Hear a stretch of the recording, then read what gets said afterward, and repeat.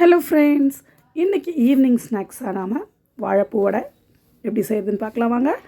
வாழைப்பூவை clean பண்ணி எடுத்து வச்சுட்டு பொடி பொடியாக நறுக்கின வெங்காயம், பச்சை மிளகா, கருவேப்பிலை இது எல்லாமே ரெடி.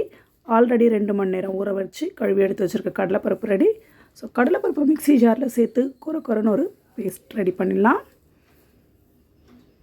மிக்ஸி ஜார் எடுத்துகிட்டு ஊற வச்ச கடலைப்பருப்பு அதில் சேர்த்து ரொம்ப நைஸாகவும் இல்லாமல் ரொம்ப பருப்பாகவும் இல்லாமல் மீடியமாக நாம் அரைச்சி எடுத்துக்க போகிறோம். மினிமம் ஒரு 2 hours ஆகுது நம்ம இதை ஊற வச்சு எடுக்கணும். இப்போ அது கூட கொஞ்சமாக கருவேப்பிலை, பச்சை மிளகா, இல்லை உங்களுக்கு வேணும்னா காஞ்ச மிளகாவும் சேர்த்துக்கலாம். உப்பு இதை ஆட் பண்ணி ஒரு பேஸ்ட் ஆக்கியாச்சு. இப்போ நம்ம ஆல்ரெடி கட் பண்ணி வச்சுருக்க வாழைப்பூ,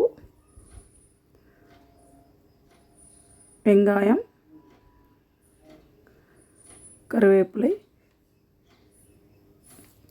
தட்டி எடுத்து வச்சுருக்க இஞ்சி, பூண்டு இது எல்லாமே சேர்த்து கூட கொஞ்சமாக கரம் மசாலா அந்த வாசனைக்காக சேர்க்குறது. இது கூட நீங்கள் புதினாவும் ஆட் பண்ணிக்கலாம். இப்போதைக்கு புதினா இல்லாதனால நான் அதை ஸ்கிப் பண்ணிட்டேன். இதை நல்லா பிசைஞ்சு தட்டி சூடான எண்ணெயில் போட்டு எடுத்தோம்னா டேஸ்டியான வாழைப்பூ வடை ரெடி. ரொம்ப ரொம்ப ஹெல்த்தியான வடை இது. பசங்களுக்கு வாழைப்பூ அப்படியே கூட்டு பொரியல்லாம் பண்ணி கொடுத்தா சாப்பிட மாட்டாங்க. இப்படி வடையில் செஞ்சு கொடுத்துட்டோன்னா அது தெரியாமல் அப்படியே போயிடும். ஸோ அவங்களும் விரும்பி சாப்பிட்ருவாங்க. ஹெல்த்தியான ஒரு ஈஸியான ஸ்நாக் ரெசிபி ரெடி. இதை நீங்களும் ட்ரை பண்ணி பாருங்கள்.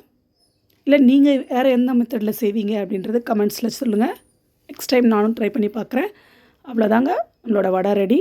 சாப்பிட நான் ரெடி. நீங்கள் ரெடியா? பாய் பாய்.